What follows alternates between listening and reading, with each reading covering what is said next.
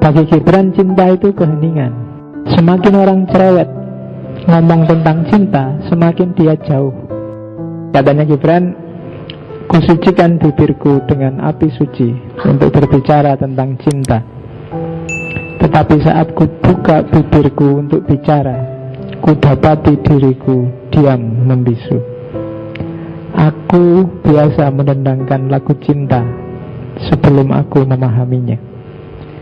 Tetapi ketika aku mengerti, segala kata dari mulutku jadi tak bernilai. Dan nada-nada cinta dalam dada jatuh dalam keheningan yang luruh. Jadi cinta itu kayak pedes, kayak pahit, kayak manis. Semakin panjang penjelasannya, semakin tidak pas menggambarkan realitasnya. Cara paling gampang untuk memahaminya bukan dijelaskan, tapi dirasakan langsung. Jadi bagi para penyair, dunia kata-kata tentang cinta itu dunia yang dangkal. Semakin tebal buku yang menjelaskan tentang cinta, semakin dia dangkal. Karena dia harus memaksa dunia keheningan menjadi dunia keramaian. Terus tidak usah dijelaskan, neko-neko, praktek aja langsung. Setiap apapun yang ada di sekelilingmu, pakailah relasi tertinggi yang namanya cinta. Hidupmu akan indah. Coba aja. Selama ini semua kegalauanmu karena kamu ngasih nama relasi yang macam-macam. Kalau sama ini teman, kalau sama ini musuh, kalau sama teh ini pemberian gratis. Relasi ini macam-macam, tapi gantilah semua relasi dengan cinta. Itu akan enak hidupmu demi dirimu sendiri. Dan gak usah dibahas kayak gimana ya Pak, cinta sama teh itu kayak gimana. Kamu bisa sendiri pasti. Cinta itu keheningan.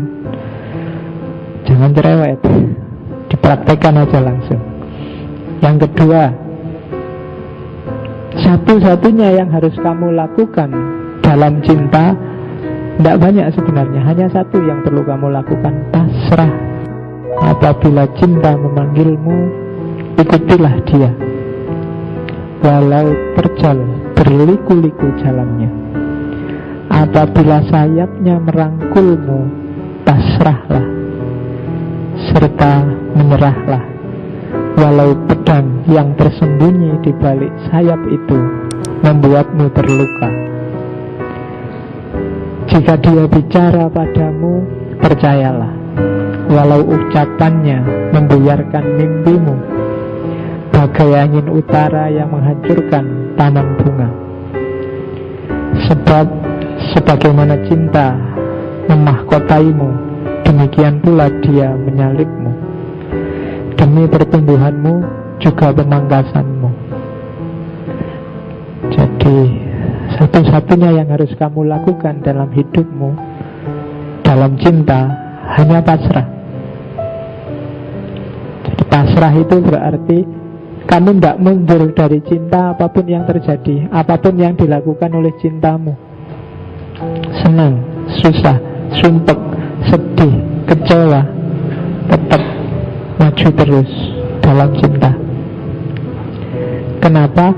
Nanti ada dimensi yang lain, cinta menyucikanmu. Jadi sebagaimana dia memahkotaimu, demikian juga dia menyalipmu. Kalau cinta bikin susah, itu bukan karena memang dia hakikatnya sendiri susah, tapi itu seperti bunga mawar yang harus dipangkas durinya. Dipangkas itu sakit. Maka dalam cinta pasrahlah. Jangan banyak komplain, jangan banyak menuntut. Nah itu katanya Gibran, kepasrahan. Dan ini beratnya luar biasa. Kamu boleh bilang, tidak manusiawi itu Pak, ya kan? Ya monggo aja. Mana yang manusiawi, mana Mbak? Kalau di Gibran, pembuktiannya pakai hati nurani. Oke, itu kayak orang tua sama anak kecil itu loh. Ibu sama anak kan relasinya cinta. Dan itu kalau anak itu pasrah saja apa maunya orang tua, dia lebih selamat. Karena dia belum paham hidup ini, anak kecil. Ya kan, kadang sama ibunya dijewer, kadang sama ibunya dimarahi, kadang dikunci dalam kamar biar kamu kapok. Itu kan sebagaimana dia memahkotaimu, demikian pula dia menyalibmu.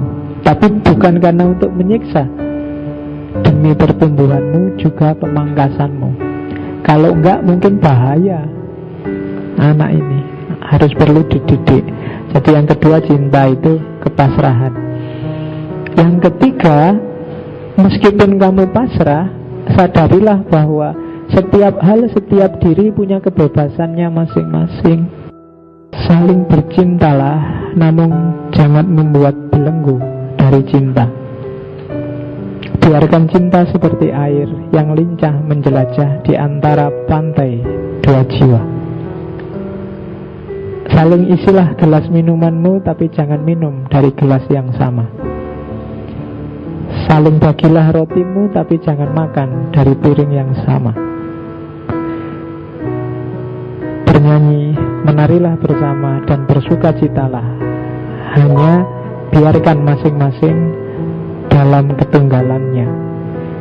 Bahkan masing-masing tali harpa memiliki ketunggalannya, walau mereka berdendang dalam lagu yang sama.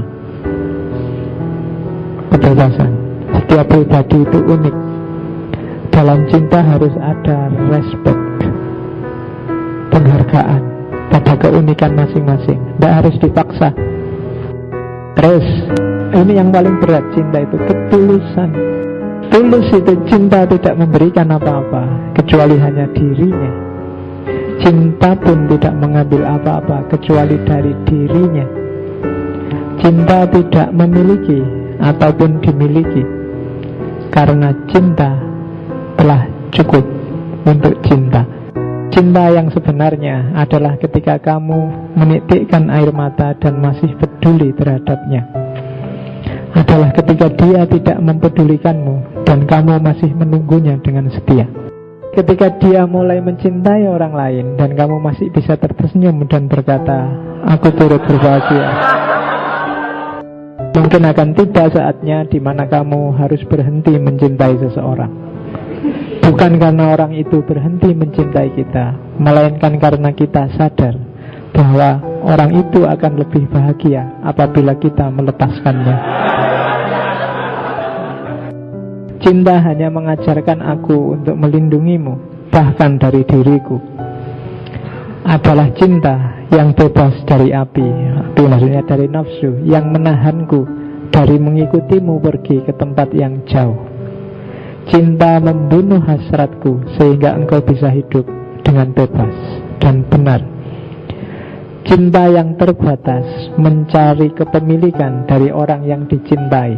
Namun cinta yang tak terbatas hanya mencari dirinya sendiri. Cinta hanya mengajarkanku untuk melindungi bahkan dari diriku sendiri. Kadangkala orang yang paling mencintaimu adalah orang yang tak pernah menyatakan cinta kepadamu, karena takut engkau berpaling dan menjauh. Lalu bila suatu saat ia pergi, kau akan menyadari bahwa dia adalah cinta yang tak kau sadari. Laksana butir-butir gandum, kau akan diraihnya ke dalam dirinya. Maksudnya oleh cinta. Ditumbuk-tumbuknya engkau sampai polos, diketamnya dirimu sampai terbebas dari kulitmu, digosoknya tubuhmu sampai putih bersih, diremas-remasnya dirimu sehingga mudah dibentuk, dan akhirnya diantarkannya dirimu kepada api suci, laksana roti yang dipersembahkan pada pesta kudus Tuhan. Jadi kalau kalian menjalani laku makom yang namanya cinta tadi, itu sebenarnya semacam penyucian, membersihkan dirimu sendiri, gak ada hubungannya sama pasanganmu, melatih kualitas moralmu. Puncaknya ajaran agama itu ikhlas, puncaknya cinta pada ketulusan. Dan itu memang berat, pahit, perih, tapi hasilnya bagus. Penyucian bikin kamu jadi bersih. Orang ikhlas itu kan ya tidak ada hubungannya dengan berapa harta yang dia miliki, berapa reward yang dia dapat. Tapi satu-satunya yang dia dapat adalah kejernihan batin, hidup yang tanpa pamrih, tanpa negosiasi. Dan ini memang beratnya di situ.